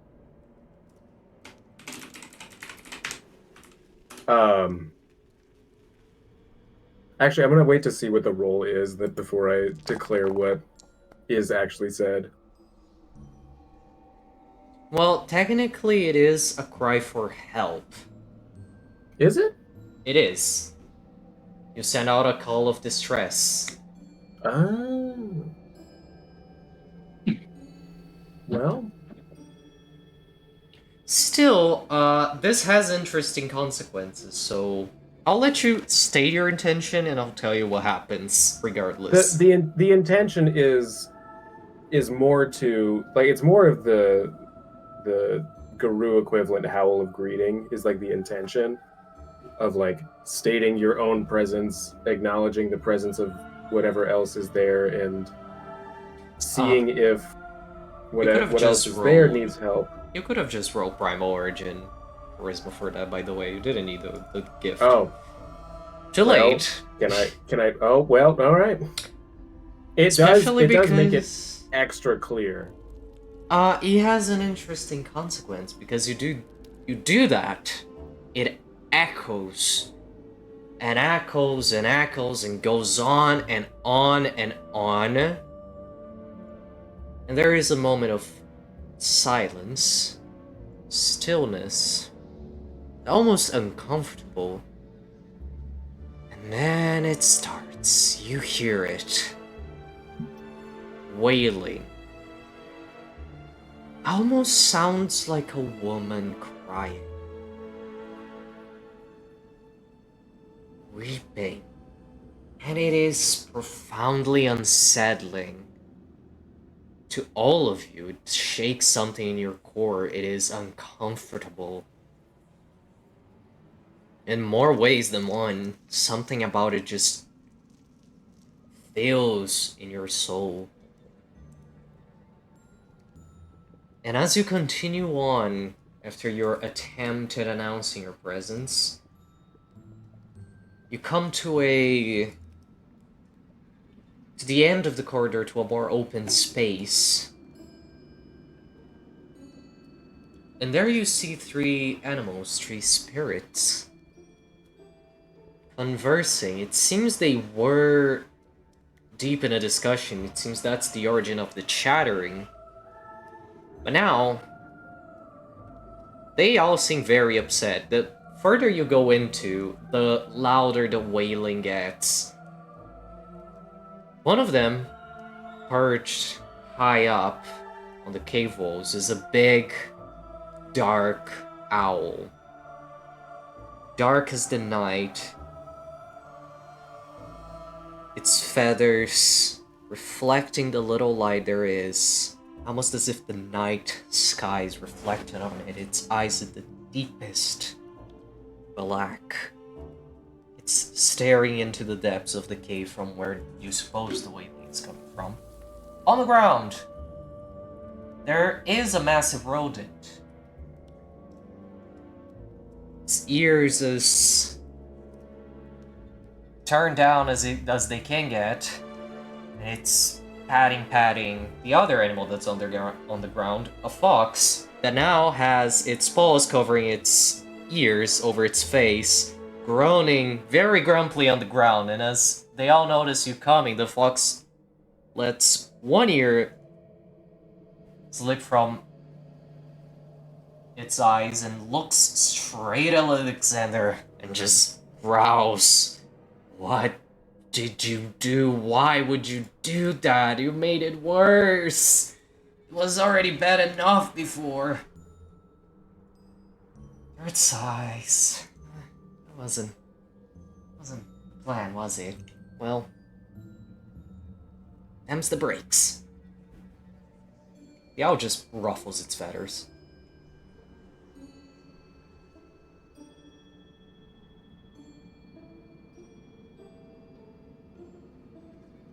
Alexander quickly replies, I thought that I heard someone in trouble and wanted to let them know that help was on the way.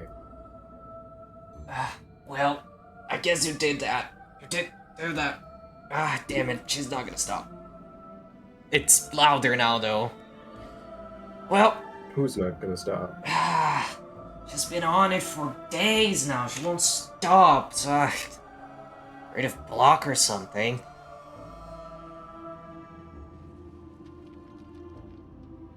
The rat sighs again, shakes its head, looks at you all. Well, we kinda had a test for you. This is now a bit awkward. See, we were, arguing here over the best way to resolve a labyrinth. He looks further ahead where the caves converge into another entrance. Very dark. There is a labyrinth ahead, which you'll have to cross if you want to get out of here. There are many things to challenge all of you there. But some things changed, between the time you were, in there, walking here, and, before you arrived. The owl ruffles its feathers again. This is getting ridiculous. This was not part of the plan. She is overdoing it, and he had no business interfering just because he's feeling bitter. Any case, it doesn't matter. She looks over at Jacobin and the rest of the pack. They will prove that wisdom, above all, is what prevails, and I'm sure he can lead the way. You will always find a path, I'm sure of it. It sighs, shakes its head. Is there even a point? Okay, fine, let's think character. Well, I'm sure my hero, champion, something, is going to win through his smarts and his tenacity. He looks over at Torsten. After all, my children are the smartest, and you can always find the way. Darkest depths. The fox growls again and says, listen, I don't care anymore. Just make her stop. He looks at Rafa. Just tell her a story and appease her for Gaia's sake. I can't take this anymore.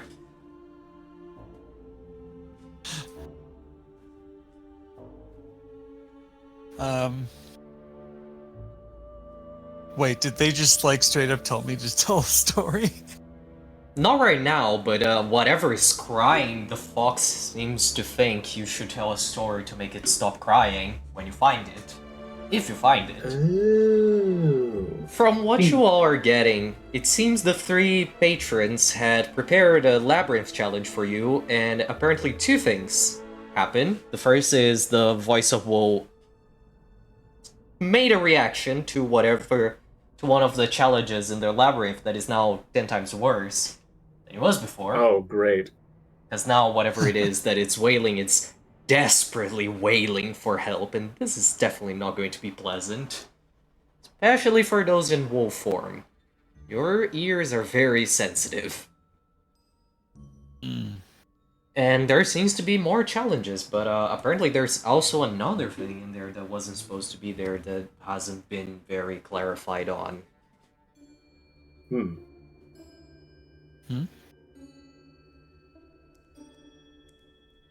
Well, it definitely made the challenge more clear, I think, than perhaps it would have been without that. Yeah.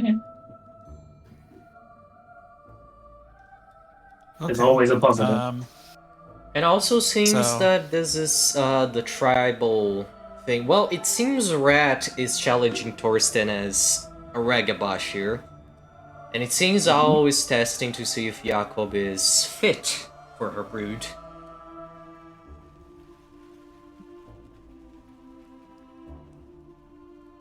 If I'm understanding this, Yep. the scene you painted correctly, there's like an antechamber that we've walked into from where we were coming from. Yeah. Is there like a few different tunnels to go down into this Apparently- labyrinth, or is there just Apparently one a tunnel? single entrance, but you're sure there will be winding corridors. Don't worry about that. Okay. That'll come Okay. soon enough. But I just want to clarify, because I think this is an interesting moment to talk about the Werewolf the Essentials project.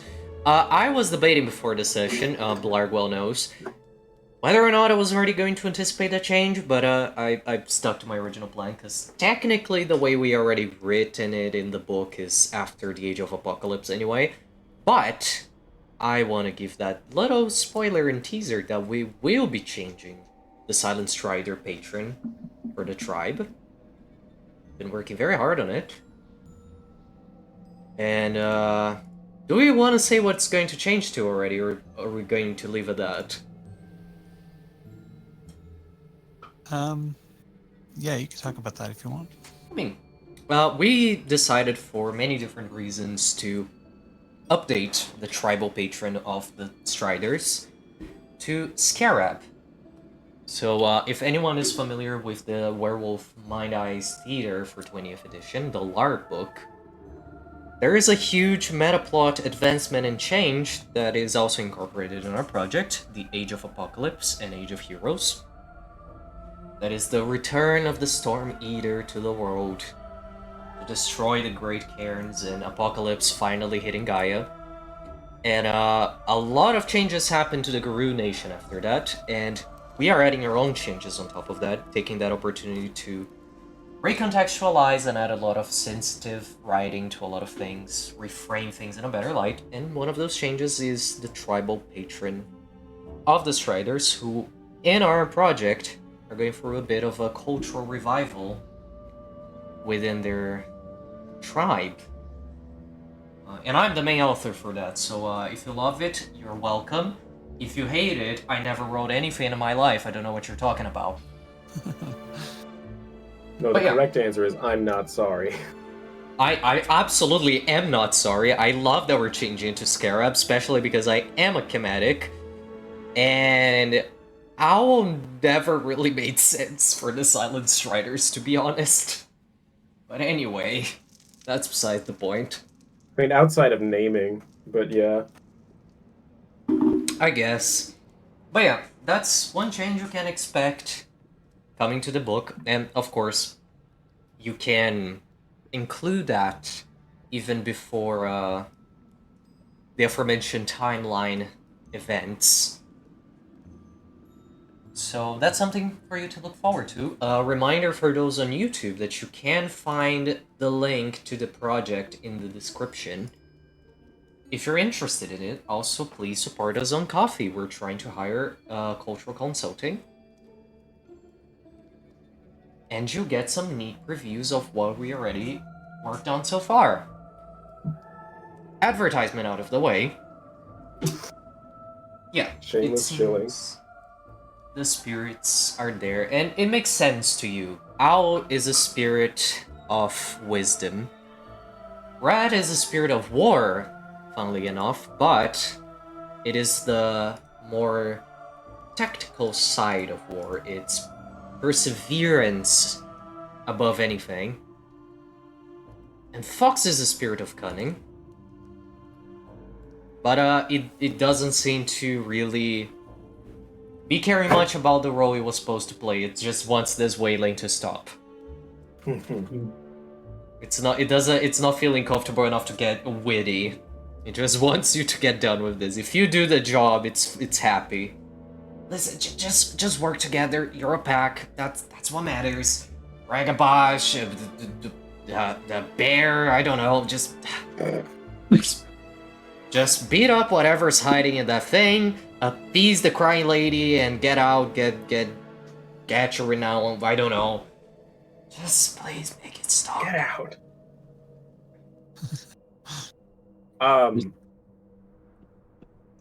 Alexander is like not making any attempt to hide the fact that he's a little bit antsy about helping whoever is in apparent pain. His empathy is like off the charts for whatever is wailing down there.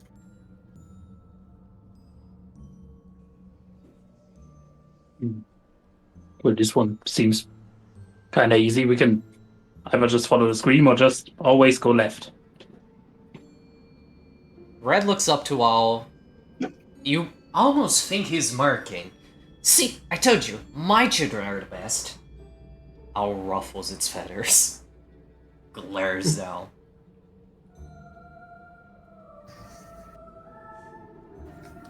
I mean, we can't exactly trust these tunnels, right? Like, Jakob scratches his chin. If when we woke up, this whole thing was like closed up, then who knows if the tunnels aren't just gonna like worm their way around. Owl regains its composure. It seems I had a more accurate perception of things. They're just bickering again. Jakob looks up at Owl and said, he's gonna take a moment, remember some of the stuff that was discussed between the pack, and ask, Owl Spirit, can I ask you a question? Of course, my child. What's this labyrinth look like? Well, I suppose like any does. Winding corridors, tight, narrow corners, and many things lurking ahead. It will be tested. You will be tested as children of Gaia. You will be tested as chosen of Luna. And I suppose you'll be tested in many other ways too. But above all, you will be tested as a pack. The exact nature of these challenges, of course, well, we wouldn't spoil the fun. Right? And she looks down, Fox. I know one thing they're gonna do.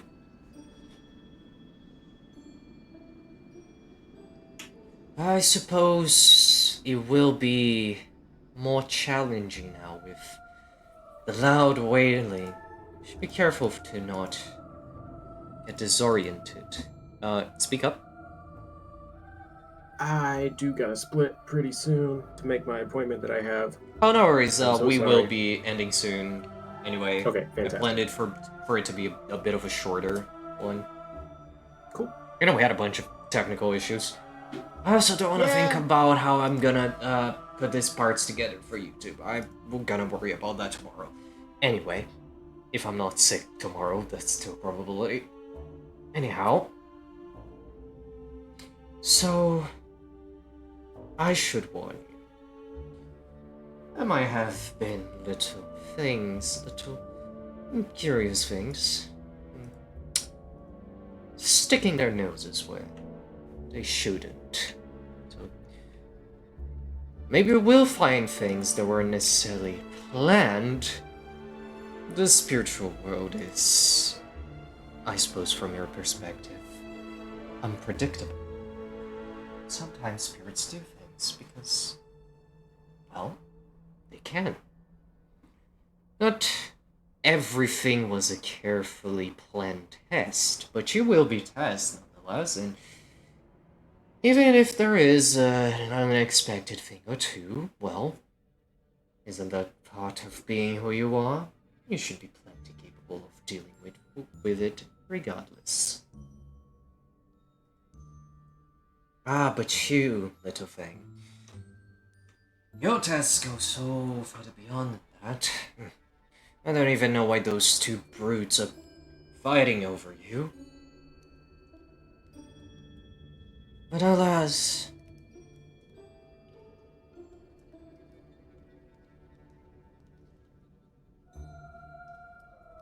I suppose we'll see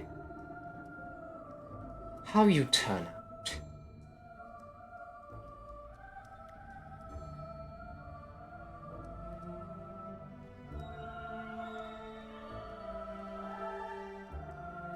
Was that owl talking to me Yes. at this point? Yes.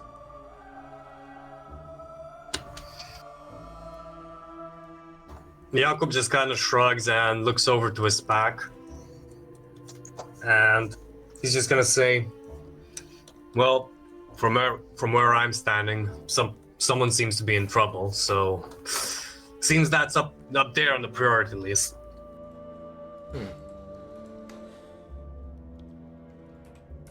Interesting. He's going to crouch low, like as low as he's possible, and say, hey, Rat Spirit, can I ask you a question as well? Yeah, of course. You're used to like burrowing and getting into tight corners, right? Yeah. How thick would you say the walls of this labyrinth are? Red is absolutely smiling. Oh, I like him. Can I take him instead? Well, not instead, like, can I take him too? Instead, like, can I take him instead of Owl? Can I take him too? He's smart, I like that. I don't think you can punch through that, though. Fenrir will absolutely like that mentality, though. That's... He looks up. Yeah, I think you lost this one. Yeah, no. Mhm. That's a winter wolf. Owl just shakes its head. Thick, though. Very thick. Solid rock. I mean, unless you can squeeze through very tight, tiny little corners like me, gonna have a hard time. I don't think you can climb either. I think the walls go all the way up. Could be wrong, there might be spaces. I don't know, gonna have to look out for that.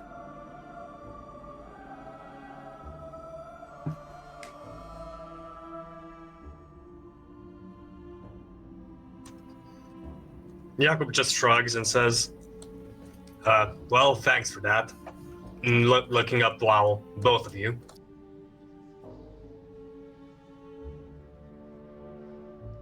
Then he's gonna look to the pack and say, well, I guess we're gonna have to figure out a plan here.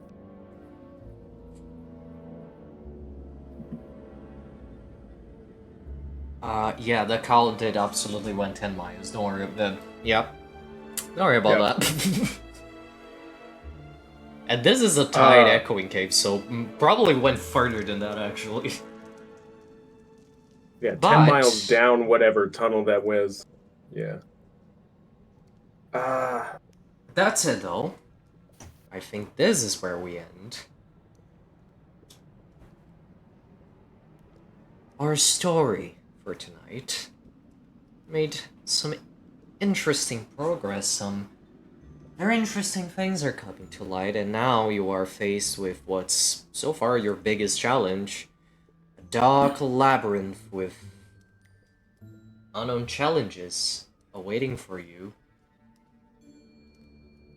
Seems there's still a lot to be proven on your tenacity as a pack, and your ability to problem solve, and Gaia knows what else is going to be tested. But that is a story for another night.